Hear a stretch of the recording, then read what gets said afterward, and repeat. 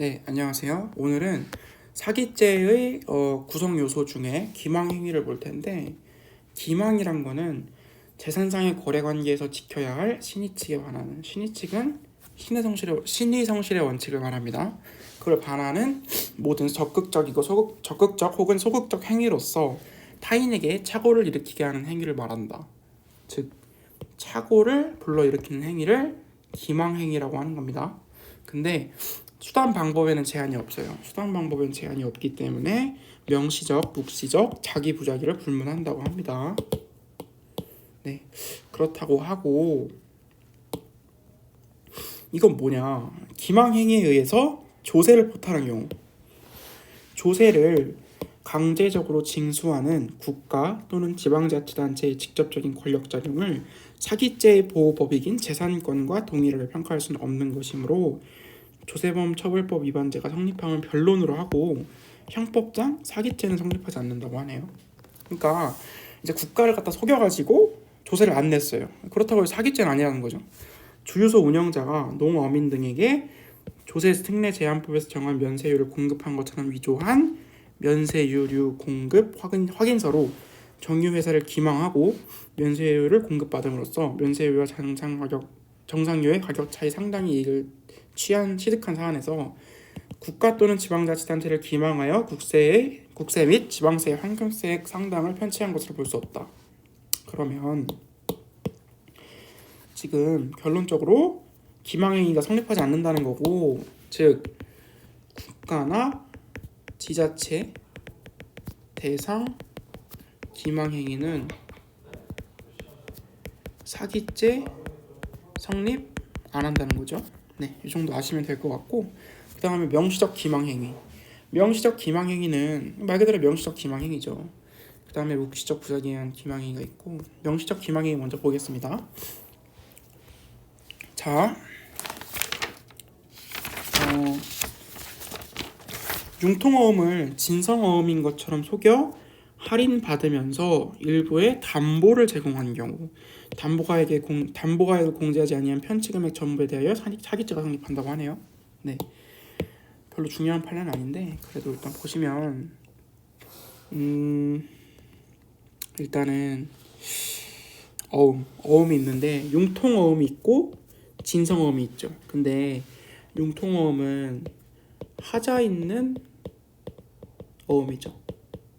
어쨌든 진성어음은 아니니까. 그러면 하자 있는 어음을 진성어음이라고 기망한 거죠. 기망해가지고 얻은 게 뭐냐? 할인받으면서 일부의 담보를 제공한 경우. 그러니까 담보가액을 공제하지 아니한 편취금액. 이게 재산상 이익이죠. 이거를 통해서 얻은 사기죄가 성립한다고 하고요.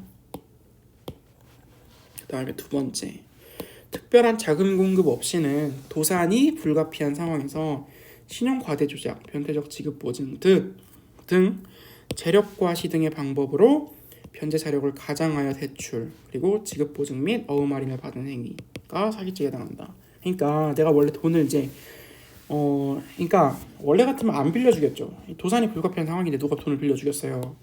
이제 망할 것 같은데 나 이제 돈 많아. 돈 많다. 나 이제 신용도 많고, 그리고 지급 보증 변태적으로 해주고, 재력 과시, 뭐 외제차 끌고 다니고 좋은 집에 사니까 돈 많은가 하고 보고 이제 돈 많아 보이네. 돈을 빌려준 거예요.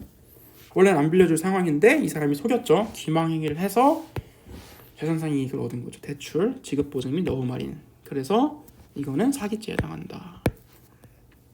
세 번째, 피고인은 동일한 부동산을 피해자와 함께 매수하면서 매도인과 공모했대요. 그래가지고 평당 매수 단가를 피해자보다 싸게 매수하면서도 피해자는 자신이 마치 피해자와 같은 값으로 매수하는 것처럼 말하여 착오에 빠뜨리고 비싼 값에 매수케 하고 매매 차익을 분배 교부한 경우 사기죄의 구성 요건인 기망행위에 해당한다. 그러니까 예를 들어서 아파트가 있어요. 아파트가 예를 들어 아파트가 3억 4천이야. 3억 4천인데 3억 4천 34평이에요. 그러면 평당 1,000만 원이네. 근데 그래서 내가 1,000만 원에 살 거야. 1,000만 원에 실제로 사는데 A한테 말합니다. A야, 나 사. 사실 이거 평당 2천에 사. 그래서 6억 8천에 구매해 한다고 지금 기망한 거죠. 그래가지고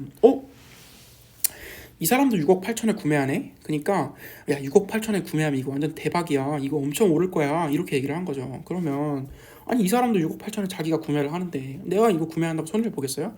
이 사람이 손해 볼 일을 안 하겠죠. 그러니까 6억 8천에 구매하니까 나도 6억 8천에 구매해도 나쁠 게 없겠구나 하고 구매를 한 거예요. A는. 근데 알고 보니까 이 사람은 3억 4천에 구매를 한 거지.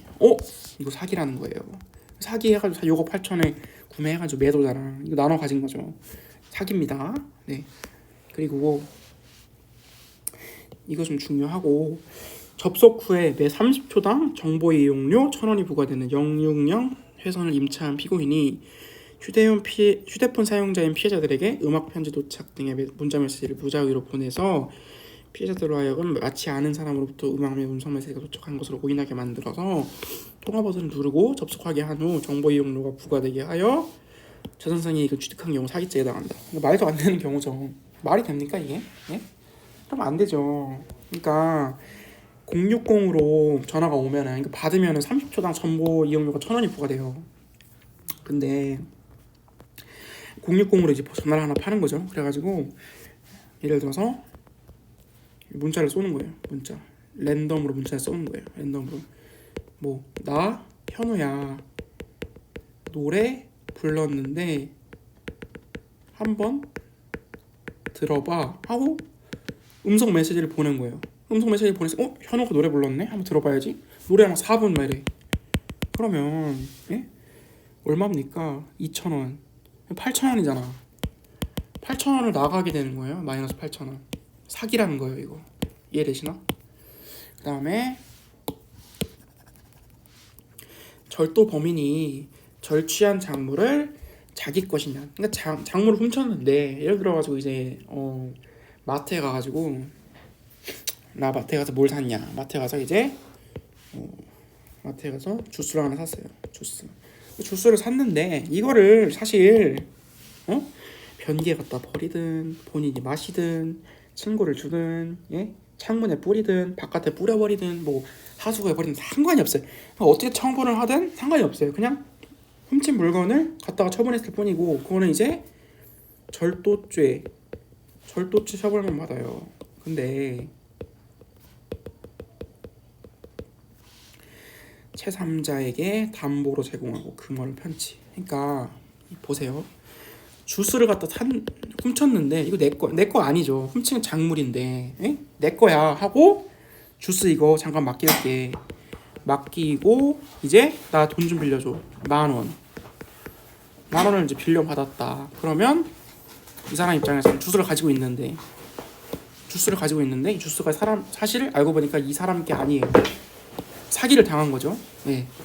사기죄가 성립한다고 하고 마지막 타인으로부터 금전을 차용함에 있어서 그 차용한 금전의 용도나 변제할 자금의 마련 방법에 대하여 사실대로 고지하였다면 상대방이 응하지 않았을 경우. 그러니까 예를 들어서 돈을 빌리는데 어머니가 아파. 그래서 수술을 해야 돼. 아픔 수술비 300만 원. 그러니까 빌려줘 하면 빌려주겠죠. 어머니가 아프시다고 300만 원 빌려줬는데 알고 보니까 이거 도박 비용으로 썼어요. 그러니까 사실대로 도박한다고 그랬으면은 안 빌려줬겠죠.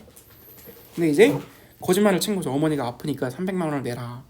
이렇게 되면 이제 용도나 변제가 자금의 마련 방법에 관하여 진실에 반하는 사실을 고지하여 금전을 교부받은 경우에 성립하니까 사기죄가 성립한대요. 그리고 이 경우 차용금 채무에 대한 담보를 제공하였다는 사정만으로는 결론을 달리할 것이 아니다라고 합니다. 그렇다고 하고 이제 마지막으로 기망행위가 부정된 사례가 있거든요. 이거 하나밖에 없는데 이거까지만 하고 오늘 마치겠습니다. 읽어보면 피고인 등이 피해자 갑 등에게 자동차를 매도하겠다고 거짓말하고 자동차를 양도하면서 매매 대금을 편취했어요. 지금까지 문제가 없네.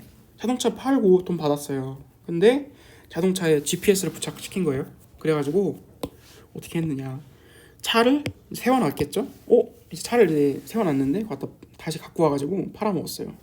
그러면 소유권 이전 등록에 필요한 일체 서류를 교부함으로써 언제든지 자동차의 소유권 이전 등록을 마칠 수 있게 된 이상 자동차를 양도한 후 다시 절취할 의사를 가지고 있다고 하더라도 자동차의 소유권을 이전하여 줄 의사가 없었다고 볼 수 없고, 다시 절취할 의사를 가지고 있으면서도 이를 숨긴 것을 기망이라고 할 수 없기 때문에 당시 기망행위가 없었으므로 사기죄 성립하지 않는다고 하네요. 절도죄만 성립하겠죠. 특수절도죄만 성립했다고 하네요. 특수절도죄. 네, 여기까지 보고요. 다음 시간에는 묵시적 부작위에 의한 기망행위 보도록 하겠습니다. 네, 수고하셨습니다.